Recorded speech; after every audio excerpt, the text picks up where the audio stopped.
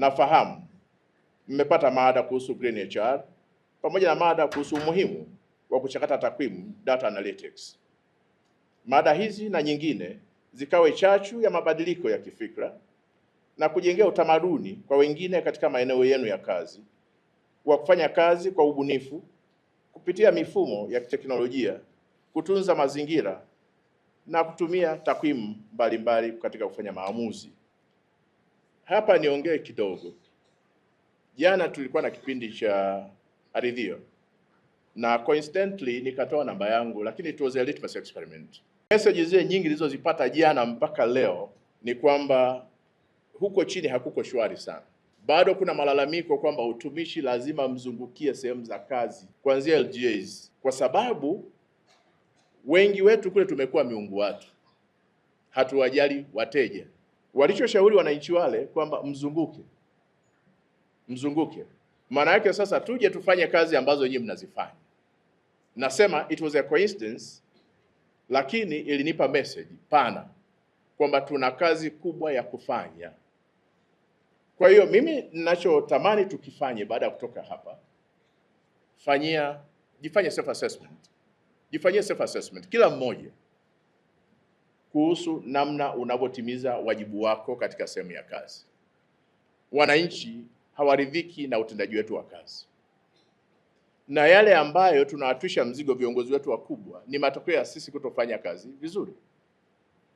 Hatuna sababu ya kutokwenda kubadilika na kufanya tofauti na ambavyo tulikuwa tunafanya hapo mwanzo. Ndugu washiriki, baada ya kuisoma kauli mbiu ya mwaka huu na kuitafakari, mtakubaliana nami kuwa kauli mbiu hiyo imetupa wajibu wa kwenda kufanya mara tu turudipo katika vituo vyetu vya kazi. Kwa uhakika ni kauli mbiu inayoakisi mahitaji halisi ya wataalamu wa utawala na usimamizi wa rasilimali watu kwa sasa. Suala la kubadili mitazamo tulipatie kipaumbele kwa kuwa ni jambo muhimu sana kuanzia ngazi ya mtu mmoja mmoja ili kufikia malengo yenu binafsi, kufikia malengo ya taasisi, serikali na matarajio ya wananchi kwa ujumla.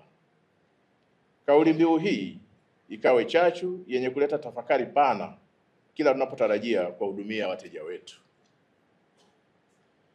Kauli mbiu hii itukumbushe nafasi yetu kama wataalamu wa utawala na rasilimali watu katika kufanya mageuzi ya utumishi wa umma.